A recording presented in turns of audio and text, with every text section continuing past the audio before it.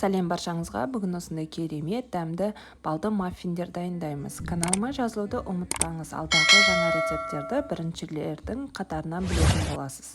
Бөлме температурасындағы сары майға қантымызды салып, қантымыз ерігенше миксердің көмегімен араластырамыз. Сосын үстіне 2 жұмыртқамызды қосып, 1 келкі масса болғанша миксердің көмегімен араластыра береміз. Құрғақ ингредиенттерді, яғни ұн мен қамыр қопсытқышта араластырып, үстіне қосамыз. Сосын миксердің көмегімен араластырамыз. Ол іртік-іртік болуы мүмкін, оған мән бермеңіз, өйткені үстіне әлі де сүт құятын боламыз.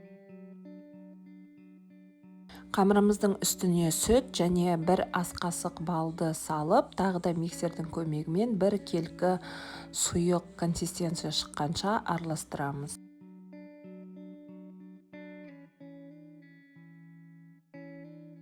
Осындай қаймақ тәрізді қою болуы қажет.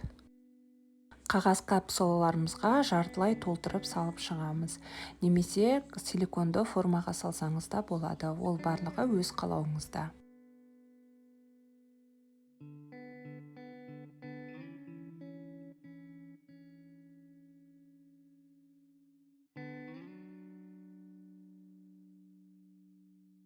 Қызып тұрған пеште 180 градуста 30-35 минут пісіріп аламыз. Өте жұмсақ әрі дәмді болып шығады және де көп азық-түлікті қажет етпейді. Астарыңыз дәмді болсын. Сіздермен болған Құндыз.